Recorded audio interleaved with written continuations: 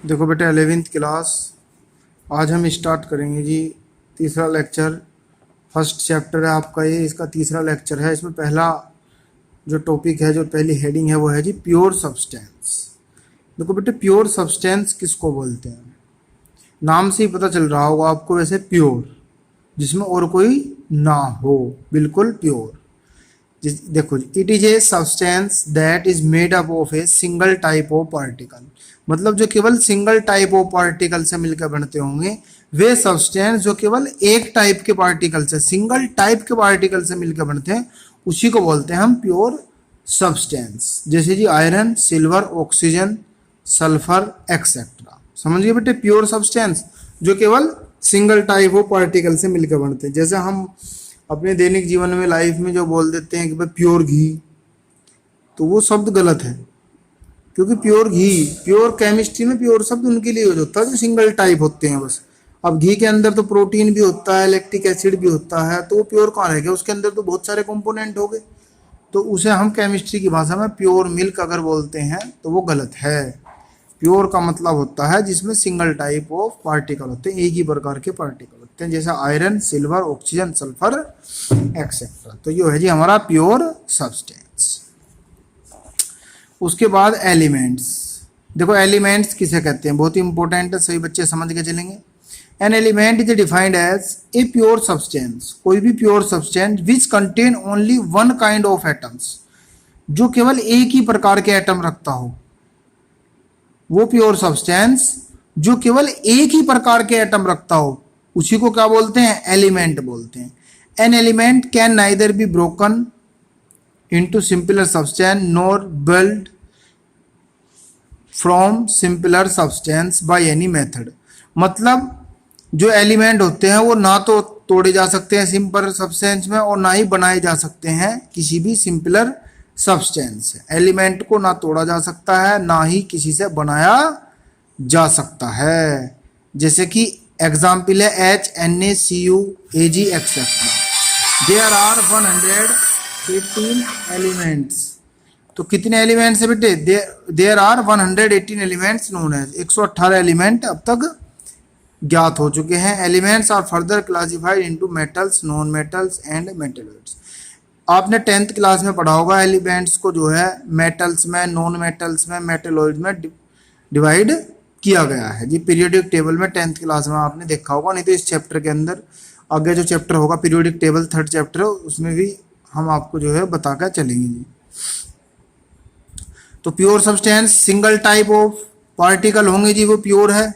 Element वो pure substance जिसमें केवल एक प्रकार के एटम होते हैं, उसको बोलते हैं एलिमेंट। ना उसे किसी से बनाया जा सकता और ना उसे किसी से तोड़ा जा सकता किसी में भी। तो अब तक 118 एलिमेंट ज्ञात हैं जी। तो ये बेटे आपके 118 एलिमेंट हैं। ये 118 एलिमेंट नहीं पढ़ेंगे हम, जो ज़्यादा इंपॉर्टेंट है, मतलब A1 से 30 तक आपको याद होने चाहिए सभी बच्चों को। ये आपको याद करने हैं, बिल्कुल लिखने हैं ऐसी। पहले नंबर पर हाइड्रोजन है, ये इसके एटॉमिक नंबर है, इधर ये उसका एलिमेंट है, ये सिंबल है। 30 तक आपके जरूर याद होने चाहिए सभी बच्चों की जी। Hydrogen, H, helium, He। एक बात का ध्यान रखना, पहला लेटर कैपिटल बनेगा हमेशा और दूसरा स्मॉल। पहला हमेशा कैपिटल और दूसरा स्मॉल, वरना गलती कर दोगे जी। Hydrogen, helium, lithium, beryllium, boron, carbon, nitrogen, oxygen, fluorine, neon, sodium, magnesium, aluminium, silicon, phosphorus, sulphur, chlorine, argon, potassium, calcium, scandium, titanium, vanadium, chromium, manganese, iron, cobalt, nickel, copper, zinc. तो ये 30 तक element सभी बच्चों के याद होने चाहिए जी, जरूर। ठीक है बेटे, ये आपके याद होने चाहिए। अब हमारा नेक्स्ट टॉपिक आप देखेंगे जी कंपाउंड्स। देखो कंपाउंड्स किसे कहते हैं।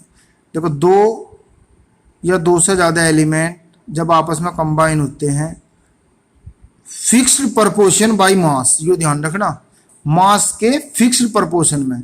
जो मिक्सर था और ये कंपाउंड, इसमें यही अंतर है। वहां भी देखो दो या दो से ज्यादा एलिमेंट को एक जगह मिलाया जा, और यहाँ भी दो या दो से ज्यादा एलिमेंट को एक जगह मिलाया जा, पर वहां आप किसी भी रेशो में मिला दो, लेकिन यहाँ मास के फिक्स्ड रेशो में आपको मिलाना पड़ेगा, तो ही वो कंपाउंड कहलाओगा जी।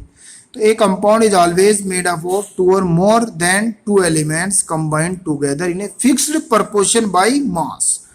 तो जब 2 या 2 से ज्यादा एलिमेंट मास के फिक्स्ड प्रोपोर्शन में जुड़ते हैं उसको बोलते हैं compound. Example in water, 2 elements H और O combined together in a fixed proportion of 1:8 by mass. जैसे वाटर है, वाटर के अंदर H और O जो है वो 1:8 के मास के रेशो में, फिक्स्ड रेशो में, प्रोपोर्शन में जुड़े हुए हैं। तो वाटर क्या है, एक कंपाउंड है। ठीक है बेटे, फिक्स्ड प्रोपोर्शन बाई मास होना चाहिए जी। Type of compound, these are classified as, 2 प्रकार के कंपाउंड होते हैं, एक तो ऑर्गेनिक कंपाउंड, एक inorganic. The compounds obtained from mainly living source like plants and animals, these are compounds of carbon and have organic nature. Example C2H6, C2H4, C2H2, C6H6, C2H5OH etcetera.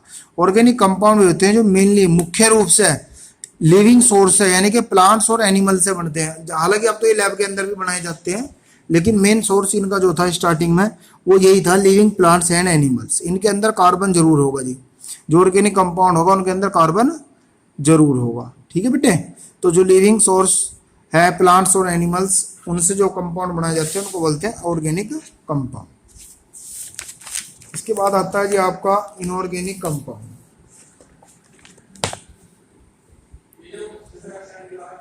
Inorganic compound, the compounds obtain from non living source, example sea water, earth crust, rock etcetera are called inorganic compounds. जो non living source है, जैसे सी water से, earth crust से, चट्टानों से, इनसे बनाए जाते हैं बेटा, उनको बोलते हैं इनऑर्गेनिक कंपाउंड। जैसे NH3, NaCl, CO2, SO2, HCl etcetera.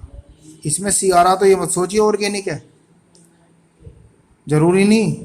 Inorganic compound के अंदर C भी हो सकता है, ठीक है जी, लेकिन बहुत ही कम मात्रा में ऐसे देखने को मिलता है। तो जो नॉन लिविंग सोर्स से बनाए जाते हैं उनको बोलते हैं इनऑर्गेनिक कंपाउंड्स। ठीक है बेटे, तो इसके बाद हमारा टॉपिक चलेगा properties of matter and there measurement. तो हम इसे कल स्टार्ट करेंगे, आज हम तक ही रखेंगे, तो सही बच्चे इसे नोट कर लेंगे जी अच्छे से। बस बेटे।